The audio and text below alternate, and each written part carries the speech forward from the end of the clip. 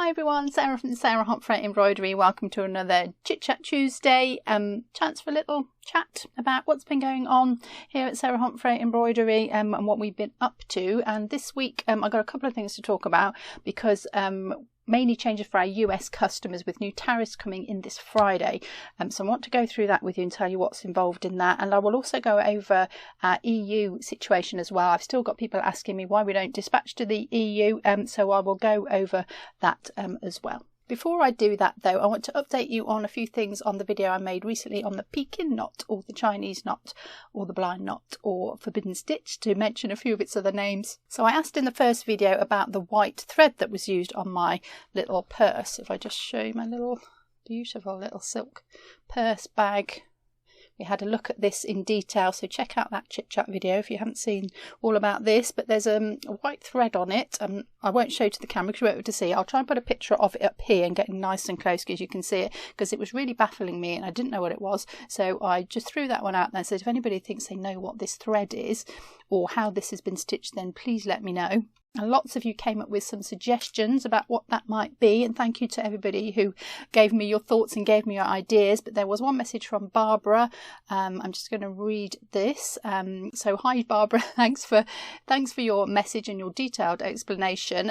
So Barbara's given me her thoughts on this, and she does Japanese embroidery, and where they make a thread that looks like the one on this Chinese bag that I've got, but they call it katayuri in Japanese embroidery, and she thinks it's a Chinese version of this. And she's very kindly sent me a very detailed set of instructions on how to make this thread, which basically involves twisting two threads together. One of them is shorter than the other one, so you get more of a straight one, and the other one is a tighter sort of curl round it. And as soon as she said that, I thought, yeah, I can see that in this thread. So she's sent me some detailed explanations on how to do that. So I will go and see if I can make at least a version of it to see how it was done and see if I think this is the same thread that's in my little bag. I'm sure it takes a lot of practice and I've never done it. I've done twisting threads before, so I know the principle of twisting threads and S-twists and dead twists, so I think I should be able to have a fairly good go at it. So I'm going to have a go and see if I can make this and just to learn how this thread was made on this embroidery.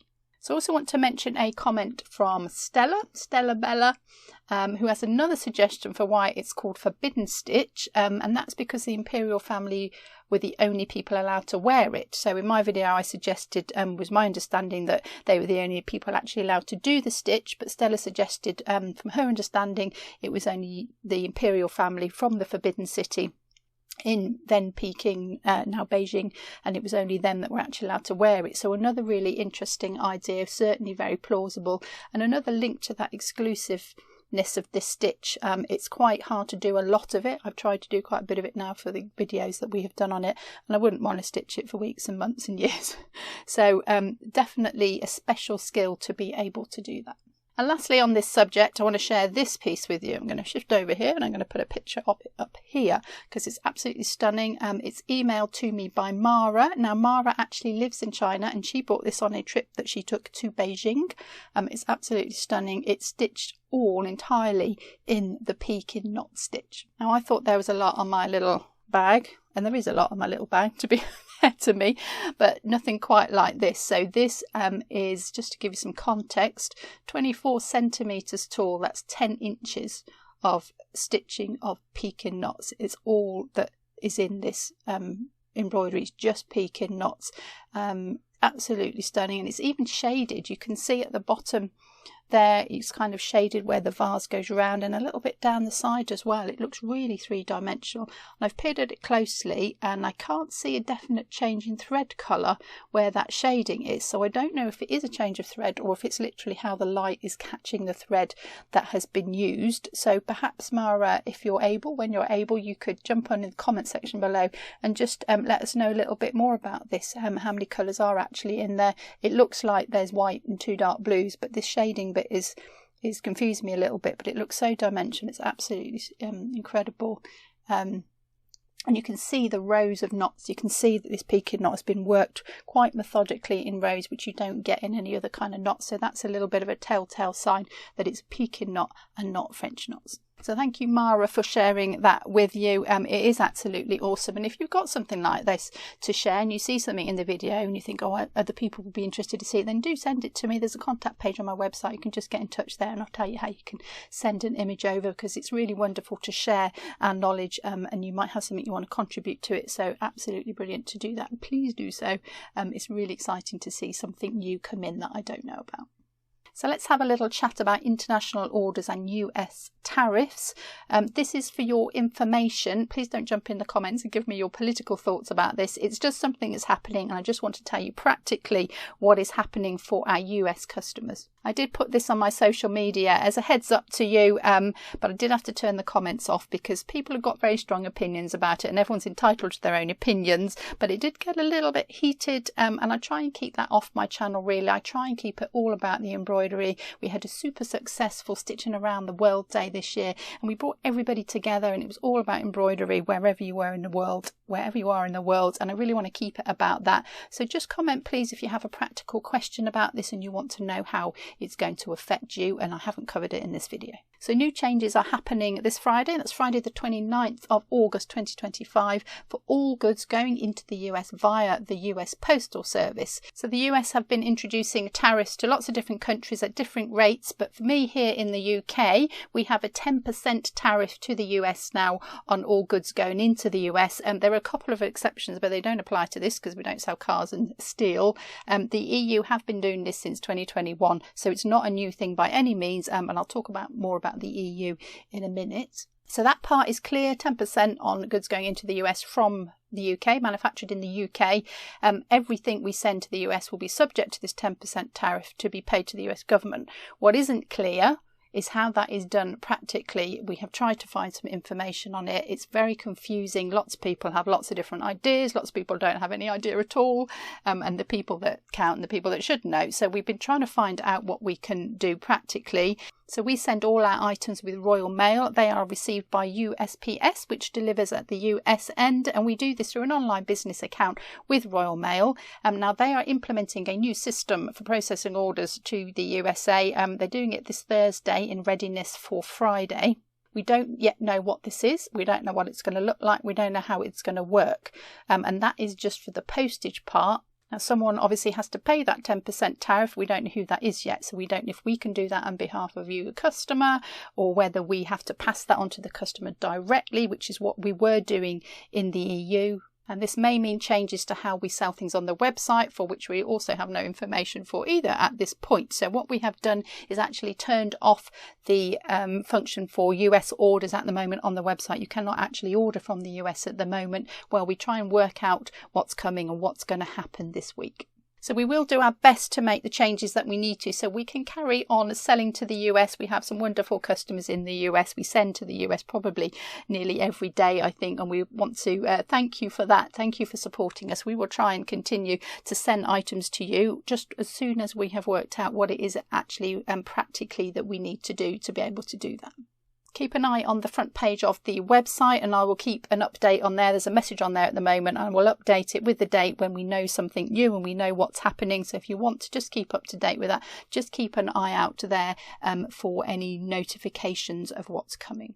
And if you ordered over the weekend, I know a few of you got your orders in before the changes come into place. They are in the post today. They are on their way to you. So hopefully they will make it to you without any trouble at all before all the changes happen on Friday. So let's just mention the EU because I still get people asking me why we are not delivering to the EU and if we can deliver to their country. So in 2021, the EU brought in a similar system for taxes and duties to be paid on everything coming into the EU regardless of the value of the parcel. So we could do this by collecting the duties on behalf of the customer. So we could pay these duties first and then the customer wouldn't have to worry. They just get their order. But this actually meant registering our business in an EU country.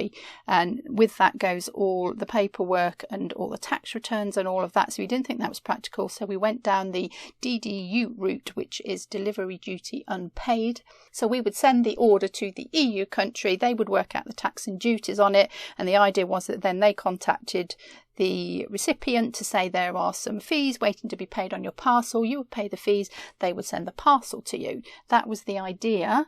It didn't quite work out like that all the time. Sometimes the customer wasn't told about the duties and didn't pay them, and it would sit in the post office, and then they go, these haven't been paid, and they slap a sticker on it and they send it back to us, and we got quite a few back. Sometimes people would be told and it would be absolutely fine. So it was a little bit random when that worked and when that didn't.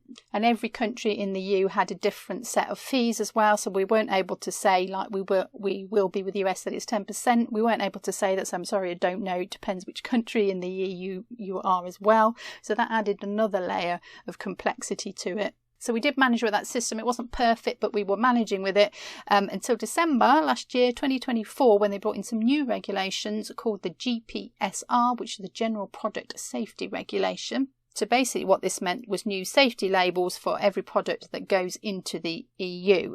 The final nail in the coffin was the fact that we actually needed to employ somebody in an EU country to make sure that we were compliant with these procedures. Again, there was little to no information on how you actually did this, so we did stop selling to EU countries, and also the countries that, even though they aren't in the EU, are closely aligned with the EU trade deals. So that is also EAA countries, so that's Norway, Iceland and Liechtenstein. So we also currently can't send to Northern Ireland. I'm going to read this bit because it is confusing. Due to something called the Windsor Framework, which allows Northern Ireland to continue following EU rules for goods to prevent a hard border with the Republic of Ireland, while still remaining part of the UK customs territory. It's really confusing. To be honest, it makes my head hurt. All that I really want to do is stitch, but we have to deal with all of this stuff. And there's more stuff going on with Northern Ireland as well. So I am keeping my eye on that one. I will look through it again and see if that situation can change. So again, if any of these situations change, I'll put it on the front page of the website and the shop so that you can see what's happening. So there isn't a workaround for any of this, I'm afraid. I can't put it's a gift because we're a business, and charges will still apply whatever the value of it is. So I know some of you are asking, is there a way you can get it to me? And I'm afraid I can't. That's just the situation at the moment. So it is great news for the rest of the world. So if you're in Canada and Australia, we will continue to sell to you until somebody tells us we can't. We send regularly to both of you. So thank you for your support and for buying from the shop. Central and South America and Asia, you are all good to go. So I'm really sorry for everyone else. That's just the way it is at the moment. Things can always change and are changing quite frequently, so we will keep an eye on it. We will try and work out what we need to do to continue to sell to the US. No changes for the EU at present, I'm afraid. Don't forget those updates on the front page of the website if you want to know what's happening. So thank goodness you can still watch YouTube for nothing. You can still do some stitching together. So do go and check out those videos that we've got for you at the moment on the Pekin knot. We've got how to do it. We've got a little bit about the bag and talk about the different names for it. There's a free design on the free stuff page of the website for everyone if you want to have a go at the stitch. And if you were a channel member or Patreon, I've got this design coming for you. Some more motifs from that silk purse, and then I talk through those motifs, how you can stitch them. I show you a few extra stitches as well that are on there that we have a go at, and those designs will be in your respective feeds as well. So if you're interested in those designs and you want to try them out and see what channel members and patrons is all about, the links are in the description below this video. You can pop along there and check those out. I'd like to thank you all for joining me on a Chit Chat Tuesday. I'm going to find something nice to do. Nice simple stitching to do.